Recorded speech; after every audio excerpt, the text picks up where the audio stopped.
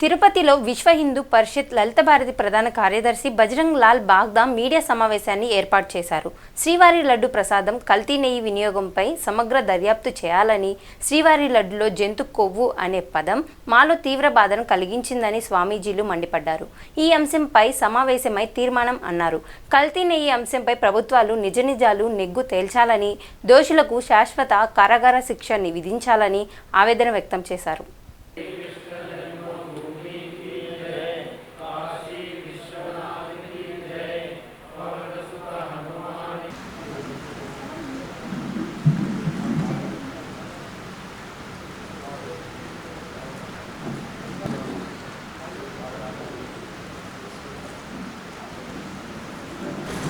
आज तिरुपति में आंध्र प्रदेश और तेलंगाना के विश्व हिंदू परिषद के केंद्रीय मार्गदर्शक मंडल के सदस्यों की प्रातः 9 बजे से अभी तक बैठक हुई।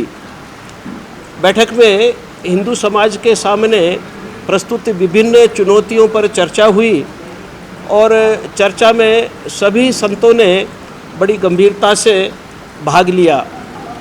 प्रमुख विषय थे कुटुंब प्रबोधन का विषय रहा, सामाजिक समरसता का विषय रहा और उसके साथ साथ में जो अन्य विषय थे जिसमें हिंदू वोट बैंक का विषय, CAA का विषय, बांग्लादेश में हिंदुओं के उत्पीड़न का विषय और अंत में तिरुमल मंदिर में प्रसाद और भोग के लड्डू में जिस प्रकार के मिलावट के समाचार आए उस पर संतों ने बड़ी गहन चिंता व्यक्त की और अपनी व्यथा का प्रदर्शन किया। संतों ने विभिन्न समस्याओं के समाधान के लिए जो कुछ सुझाव दिए हैं उसमें उनकी अपनी स्वयं की भूमिका और कार्यकर्ताओं के लिए करणीय कामों पर विस्तार से प्रकाश डाला है और विश्व हिंदू परिषद अपनी कार्यकारिणी में इन सब सुझावों पर चर्चा करेगी और कार्यकर्ताओं के लिए कार्यक्रम बनाकर उन पर अमल करेगी। तिरुमल मंदिर के प्रसाद के लड्डुओं में जो मिलावट की खबर थी उस पर संतों ने एक प्रस्ताव पारित किया है और प्रस्ताव में उन्होंने पूरे हिंदू समाज की व्यथा का विवरण किया है कि जिस प्रकार से पूरे विश्व के हिंदुओं का एक पवित्रतम तीर्थ स्थल तिरुमल मंदिर है और उसमें बड़ी श्रद्धा से लोग प्रसाद अपने परिवारों के लिए और अपने इष्ट मित्रों के लिए लेकर देश विदेश में जाते हैं और उस प्रसाद में जिस प्रकार की मिलावट के समाचार मिले हैं उससे पूरे विश्व का हिंदू समाज बहुत आहत है। संतों ने इस पर गहन चिंता व्यक्त की है और यह मांग की है कि इस विषय की एक निष्पक्ष जांच कराई जाए और जांच के बाद में जो भी व्यक्ति, वो प्रशासनिक अधिकारी हो या राजनेता हो, जो भी व्यक्ति दोषी पाया जाए उस पर कठोरतम कार्रवाई की जाए। आजीवन कारावास से लेकर अगर फांसी की सज़ा का भी संविधान में प्रावधान है तो उस पर हिंदुओं के इस आस्था पर जघन्यतम कुठाराघात के कारण ये किसी भी प्रकार से हत्या से कम नहीं है और इसलिए करोड़ों हिंदुओं की आस्था पर प्रहार करने वाले इस अपराध के लिए कठोरतम सज़ा की मांग की गई है। और साथ में ये सब इसलिए संभव हो पाया कि मंदिरों के प्रबंधन पर सरकार का नियंत्रण है और प्रबंधकों की नियुक्ति सरकार करती है, इसलिए इस प्रकार की दुर्घटनाएं संभव हुई। अतः संतों ने यह भी मांग की है कि मंदिरों के प्रबंधन से सरकार को पूरी तरह से हट जाना चाहिए और मंदिरों का प्रबंधन हिंदू समाज को सौंप देना चाहिए, जिसमें संतों और मंदिर में आने वाले भक्तों के मिलकर जो एक धार्मिक परिषद बने वो अपने मंदिरों का प्रबंधन करे, जिसमें सरकार की कोई भूमिका नहीं रहे। इससे इस प्रकार के भोग और प्रसाद में होने वाली मिलावट की दुर्घटनाएं और अन्य प्रकार के जो घटनाक्रम सामने आते हैं जिसमें हिंदू मंदिरों की संपत्ति पर अतिक्रमण होता है, हिंदू मंदिरों की संपत्ति हड़प ली जाती है, हिंदू मंदिरों की आय का दुरुपयोग होता है और कई बार तो दुरुपयोग हिंदुओं के विरुद्ध में काम करने वाली संस्थाओं को अनुदान देने के रूप में भी होता है। तो हिंदू मंदिरों पर सरकार के नियंत्रण की वजह से मंदिरों की संपत्ति और मंदिरों की आय का जो एक दुरुपयोग का क्रम बनाया हुआ है उसको रोकने के लिए संतों ने ये मांग की है कि सरकार मंदिरों के प्रबंधन नियंत्रण से पूरी तरह से हट जाए और इसका प्रबंधन पूरी तरह से हिंदू समाज को सौंप दे। ఇప్పుడు ప్రస్తుతము మొత్తం ప్రపంచవ్యాప్తంగా అలజడిని సృష్టిస్తున్నటువంటిది భూలోక వైకుంఠమైనటువంటి ప్రత్యక్ష దైవమైనటువంటి కలియుగ దైవమైనటువంటి వెంకటేశ్వర స్వామి సన్నిధిలో స్వామివారికి నివేదిస్తున్నటువంటి ప్రసాదాలు ఏవైతే ఉన్నాయో అందులో ప్రధానమైనటువంటిది లడ్డూ ప్రసాదం. ఆ ప్రసాదాల్లో కల్తీ జరుగుతుంది, రకరకాలైనటువంటి జంతువులు కొవ్వులు కూడా కలుస్తున్నాయి అనేటువంటి విషయాన్ని ఈ మధ్య అలజడి కొనసాగుతూ ఉంది. మరి ఈ విధంగా జరగడానికి కారణం ఏమిటి? ఎవరు దీని యందు పాత్రను పోషిస్తున్నారు? ఎందుకు ఇటువంటి ఘోరాలకు తలపడుతున్నారు? ఇది ఎంతవరకు సత్యమో అనేటువంటి విషయం పైన చాలా విశ్లేషణ జరిగింది. స్వామీజీలందరూ కూడా ఈ విషయంలో చాలా బాధపడుతూ ఉన్నారు. స్వామీజీలే కాదు, విశ్వవ్యాప్తంగా ఉండేటువంటి కోట్లాది మంది వెంకటేశ్వర స్వామి భక్తులందరూ కూడా అయ్యో మనం పాపం చేసుకున్నామేమో, ఒక పొరపాటు చేశామేమో, అటువంటి భగవంతుడికి నివేదించేటువంటి ప్రసాదంలో ఆఖరికి వాళ్ళు తిన్నామని కాదు, భగవంతుడికి అటువంటి ప్రసాదాన్ని మనం నివేదించేటువంటి పరిస్థితి ఏర్పడింది అనేటువంటి దృష్టితో చాలా బాధకు లోనవటం జరుగుతుంది. అందువలన ఇటువంటి విషయాల్లో ఇక్కడ సమావేశమైనటువంటి స్వామీజీలు పరిషత్తు సభ్యులందరూ కలిసి ఏకగ్రీవంగా ఒక తీర్మానాన్ని ప్రతిపాదించడం జరిగింది. ఆ పత్రికను కూడా మీ అందరికీ అందజేస్తాం. మరి ఆ విధంగా ఎవరైతే దీన్ని చక్కగా విచారించి ధర్మబద్ధంగా నిర్ణయం తీసుకొని దీనిలో దోషులైనటువంటి వాళ్ళకి శాశ్వత కారాగార శిక్ష విధించాలి, అంతకంటే తక్కువ శిక్ష అనేటువంటిది పనికిరాదు అని చెప్పి స్వామీజీలందరూ ఎంతో బాధపడుతూ ఆవేదనతో ఈ సభలో తీర్మానం చేయటం అనేటువంటిది జరిగింది. భావించడం కాదు, మేము భావించడం అనేసరికి మేమేం సైంటిస్టులం కాదు, లేకపోతే దాని టెక్నాలజీ తెలిసిన వాళ్ళం కాదు. అందువల్ల మేము ఇప్పుడు కూడా అక్కడ అదే విషయాన్ని చెప్పాం. దీన్ని మొత్తం దానికి ఒక కమిటీ వేసి దాన్ని ఒక అది ఏదైతే నిర్ణయాలు తీసుకుంటారో అది ఒక రకంగా అంటే సంపూర్ణంగా ఇందులో కల్తీ జరిగింది అనేటువంటి విషయాన్ని ఆ నిర్ణయం చేసిన తర్వాత దోషుల్ని తప్పనిసరిగా శిక్షించాలనేది మా అభిప్రాయం తప్ప కల్తీ జరిగింది అనేటువంటి విషయాన్ని మేము చెప్పడానికి మేము దానికి అధికారులం కాదు. సాధారణంగా తిరుమల గురించి ఏదైనా మాట్లాడాలన్నప్పుడు మేము 1-2 సార్లు ఆలోచించే మాట్లాడతాం. ఎందుకు అంటే తిరుమల అనేది ఒక సువ్యవస్థితమైన వ్యవస్థ. 99 విభాగాలు పనిచేస్తున్నారు, వేలాది మంది పనిచేస్తున్నారు, కోట్లాది మందికి అన్ని రకాల సేవలు చేస్తూ భక్తులకు అన్ని రకాల వసతులు కల్పిస్తూ చేస్తున్నారు. కాబట్టి మేము వెంటనే ఎప్పుడు కూడా స్పందించే అవకాశం లేదు. కానీ ఈ రోజున ప్రపంచం అంతా ఒక ఆందోళనకు గురైనప్పుడు, బాధకి హృదయ ఆవేదనకి గురైనప్పుడు దానికి సంబంధించి మాట్లాడకుండా మేము ఉండలేము. కాబట్టి ఎక్కడెక్కడ క్షేత్రస్థాయిలో మామ ఆశ్రమాల్లో పీఠాల్లో అక్కడ మేము చేసే కార్యక్రమాలు చేస్తూ ఇది ఒక అవకాశం వచ్చింది కాబట్టి ఇక్కడ కూర్చున్నాం. కాబట్టి అది కూడా స్వామివారి పాదాల చెంత కూర్చున్నాం కాబట్టి దీనికి సంబంధించి కూడా ఆలోచన చేసాం, చర్చించాం. రాష్ట్ర స్థాయిలో జాతీయ స్థాయిలో విశ్వ హిందూ పరిషత్తు ఎటువంటి కార్యక్రమాన్ని చేయబోతున్నది అనేది కూడా రూపకల్పన చేసి విశ్వ హిందూ పరిషత్తు ప్రధాన కార్యదర్శి వారు దానికి సంబంధించిన కార్యక్రమాన్ని కూడా ప్రకటించారు. ఆంధ్రప్రదేశ్ తెలంగాణలో గ్రామీణ క్షేత్రాల వరకు కూడా నిరసన ప్రదర్శనలు కావచ్చు, ఇతరత్ర కార్యక్రమాలు అక్కడక్కడ ఉండేటువంటి వెసులుబాటును బట్టి చేసుకోవచ్చు. మొత్తం భారతదేశంలో లేదా ఇతర దేశాల్లో ఎక్కడెక్కడ ప్రధానమైన నగరాలు ఉంటాయో అక్కడక్కడ ఈ నిరసన కార్యక్రమాలు చేయాలని చెప్పి ఇక్కడ నిర్ణయించడం జరిగింది.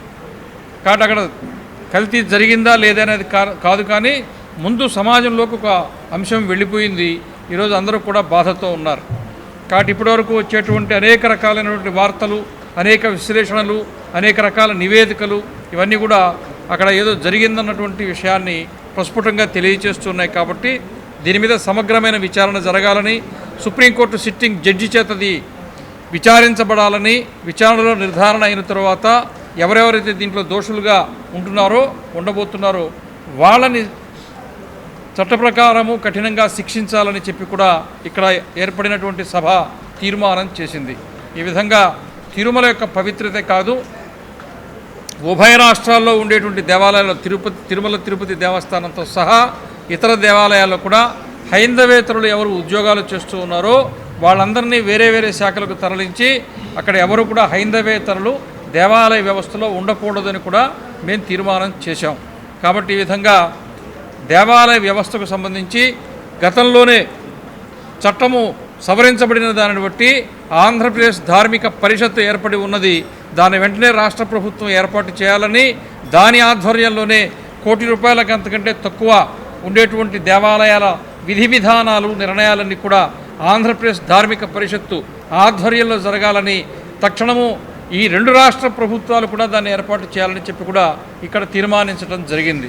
కాబట్టి ప్రధానంగా దేవాలయ వ్యవస్థ ప్రసాదాలకు సంబంధించి కేవలం తిరుమల కాకుండా ఇతరత్ర పెద్ద పెద్ద దేవాలయాలు కావచ్చు, చిన్న దేవాలయాలు కావచ్చు, అక్కడ ప్రసాదాలు లడ్డు కావచ్చు, మిగతా పులిహార కావచ్చు, అవి ఎలా చేస్తూ ఉన్నారు, అక్కడ వాటి ఆరోగ్యకరమైన పరిస్థితులు కావచ్చు, వాడుతున్నటువంటి వస్తువులు కావచ్చు, వాటి ప్రామాణికత కావచ్చు, వీటి మీద కూడా దీనంతటికి సంబంధించి ఇంకొక కమిటీ రాష్ట్ర స్థాయిలో ఒక సిట్ లాంటిది ఏర్పాటు చేసి దానికి సంబంధించి కూడా వాస్తవాలను వాటిని నిగ్గు తేల్చి ఒక ఆరోగ్యకరమైనటువంటి భక్తిపూర్వకమైనటువంటి ఒక చక్కటి ఆహ్లాదకరమైన వాతావరణం దేవాలయ వ్యవస్థలో తీసుకురావాలని చెప్పి రాష్ట్ర ప్రభుత్వానికి మేము సూచన చేస్తూ ఉన్నాం.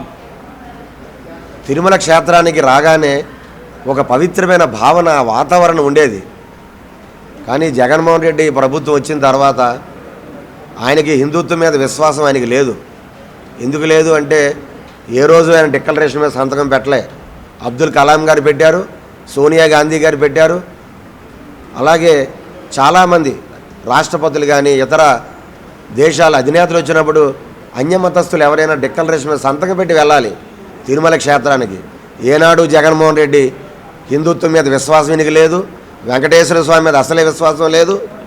ఆయనకి విశ్వాసమే ఉంటే బ్రహ్మోత్సవాలకి భార్యనైనా తీసుకొని వచ్చేవారు.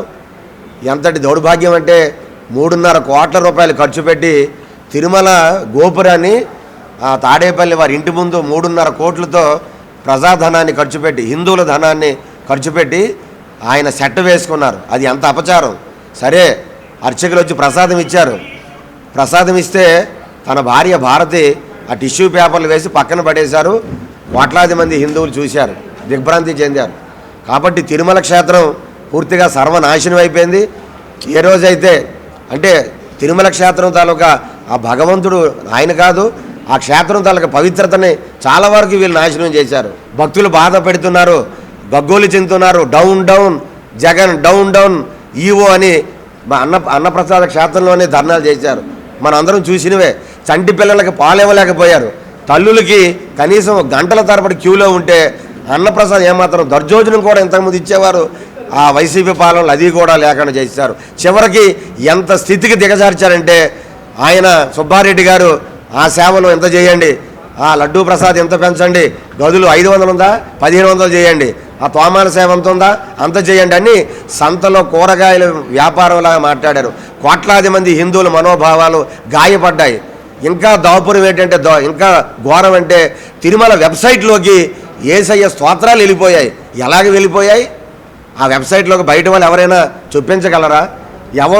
ఎవరు అనుమతులతో వెళ్ళాయి?